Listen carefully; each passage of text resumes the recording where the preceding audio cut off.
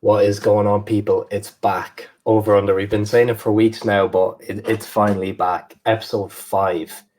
And we've a controversial one today. You've seen from the thumbnail and everything. David De Gea. I mean, this guy splits opinions between his own fan base. So, let alone what two Liverpool fans are going to think. But I'd like you to start off there with like, David De Gea, what you make? Yeah, look, he's definitely an opinion divider. Even if you look at now, he's been dropped out of the Man United Premier League team. Like, it's Dean Henderson starting now, so it just goes to show man's declining. He has been declining for the last, I'd say, 3 years, to be honest. Let's bring it back to the start of his United career. He was very shaky, wasn't he? Other teams kind of targeted him to cross. They're basically marking him for the corners, you know what I mean? Just nudging in. He didn't like that. Mad skinny. Didn't have a presence. He to be fair, has he ever had a physical presence, like coming out and the man like catching corners? He's never really done that well. Yeah, but I think when he was in his prime, he didn't even need to have a presence because his shot stopping was so good. Do I think a presence would have helped him? Most definitely, yes. But when he came over from Spain, this is the first thing everyone noticed, how dodgy he was for the corners, because in Spain, like, they're not as aggressive with the corners and whatnot. But that was always an area of concern. To be fair to him, he did come out and kind of eradicate that issue. But still, for me, the presence thing has always been a bit of an issue with him. But like I said, when he was in his prime, it didn't matter that much. But you can really see it now in his last couple of years. Yeah. Go on. We're being a bit negative. Let's go on to a few positives for David De Gea. In his prime with United, in crap United teams, one of the best shot stoppers I've ever seen as a goalkeeper. As in just terms of shot stopping, absolutely sick. He's one of the keepers that uses his feet the whole time. Do you notice that, you as a keeper yourself? Yeah. You know what I mean? Using the feet, which I rate. I think he won like 4 or 5 Player of the Year awards for United in a row, which kind of goes to show how bad they were then. But like, he was still sick. Kept them in games. He's got accolades. He's won a Europa League. He's won a Premier League. He's won a League Cup. He's won a FA Cup, I believe. But I think just, I don't know, that after that, for me, right, the issue, you know, like, as a keeper myself, I think the main thing you need to have is consistency and stuff like that. You look at top keepers, even Buffon, you know, Casillas, all these guys, they've done it for years and years and years. And that was the best thing about them. Yeah. Like, they're doing it 15 years easily. And they're doing it. But for De Gea, the issue for me, I think in his prime, I think he's one of the best keepers of this generation, without a doubt. Prime De Gea was. Thing is, though, with De Gea, I'd rather a keeper who is decent at shot stopping, just kind of saves the shots he should save, let's say. Commands his box, comes out, catches corners, takes pressure off the defense, and is decent with his feet. Because I think De Gea is quite poor with his feet as well. I think he's actually, you think as a Spanish keeper, he's not great with his feet either, to be honest. That won't bother me too much. Yeah, I know, but it's a big thing now, modern day. That's actually a big thing managers look for. By the way teams play, it is, because it kind of sets the tone. If he can give out, he can break the line sort of thing with a pass, you know what I mean? It indirectly leads to more chance. It does. I think that's for me, that's been a bit more of a Premier League based kind of Brazilian type goalkeeper tactics. Like, no, it's not. It's been like that for a while though. But still, if I talk about top keepers right now, we go to Syria, Handanovic, Szczesny, you know, Donnarumma, they're not great with their feet. Because two best keepers in the Prem are great with their feet.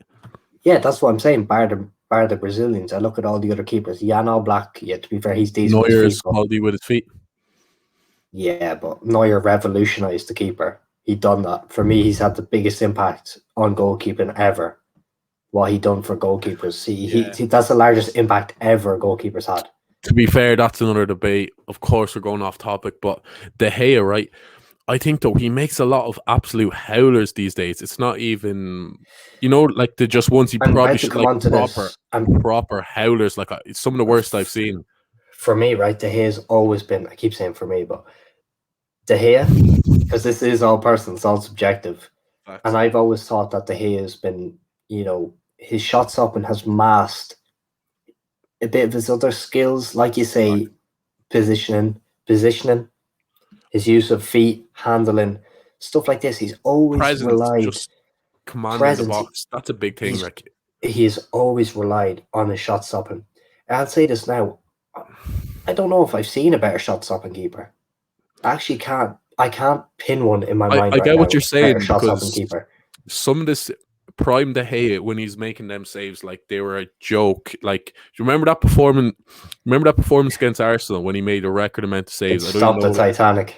Yeah. David De Gea could save the Titanic. I honestly think, for me, that was up there with the best goalkeeping performance I've ever seen. Honestly, it's up there. Just like individual goalkeeping performance, it's up there. That's one of the standouts. Like, I remember the rebounds he saved. Like the feet, his hands, his wrists, his agility is sick. You have to give him that. Like, he's so light on his feet. Like, but that's what I mean. Now his agility is sick. Now that he's coming into his 30s, he's going to become less agile and stuff like this. But you've seen keepers like Buffon; they've always adapted because the positioning is top class. Whereas I don't think De Gea's position is top class, and I don't think he provides enough in terms of feet presence, handling, stuff like this. Because as a centre back, you want, you know what I mean, a good keeper, good presence of a keeper makes centre backs better. It just does. Yeah. Like, if they're more confident, you know what I mean. They're not. It's like, you know what I mean. They're more confident. They know they've got someone good behind them. I think, like, you think of the howlers, right? His Spanish howlers. Yeah. Remember, just.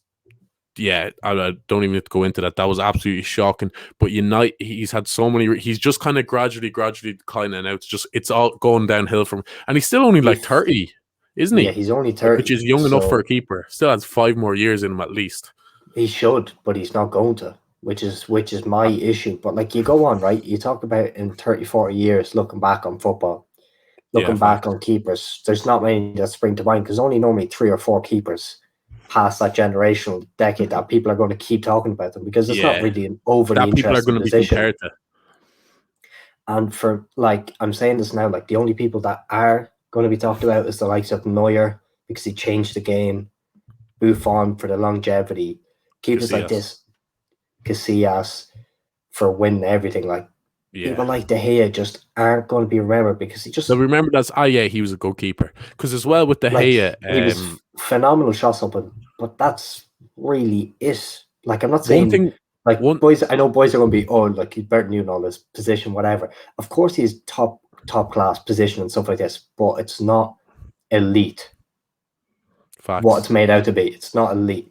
Yeah. Before we round it up, I want to just say his wages. He's the highest paid player in the Premier League, and for me, if you're on that money, you have to be the best player at your club. He's not even starting for Man United in the Premier League. Like, the wages do come into it when he's the highest paid player in the league, or one of the highest paid. That has to come into it for me. That just it has to play part when he's on that much money, when he's on that contract. So when you talk about this, De Gea in his prime, he's sick. He's still not worth that money. No, but he's clear of a lot of goalkeepers. But now coming into his later days, the likes of a Keylor Navas, people like this, they're going to be better than him at the later stages of life, because they have probably better positioning. They read the game a bit better. I just always thought De Gea's been a bit. He has never been proactive. As a keeper, you have to be proactive, ready for stuff. He's always been relying on reactions and reflexes, which you never really wanted, because it takes a great, real agile, like cat-like person to stop a shot. But if you know where the shot's going to be, you make it look a lot easier. That's what the likes of Buffon have mastered, making it look easy. They makes it a bit hard for himself sometimes, but wrap it up. We'll get it. Overrated or underrated? What do you think? Yeah, I just want to say great analysis by the goalkeeping machine, Peter, there. But I'm going to say he's overrated for the money he's on, for his decline, for his big howlers. David De Gea is an overrated keeper. Top class keeper, no doubt, but overrated. And that wraps that one up, guys. Let us know if we got it right. Drop your comments down below. And until next time, thanks for watching.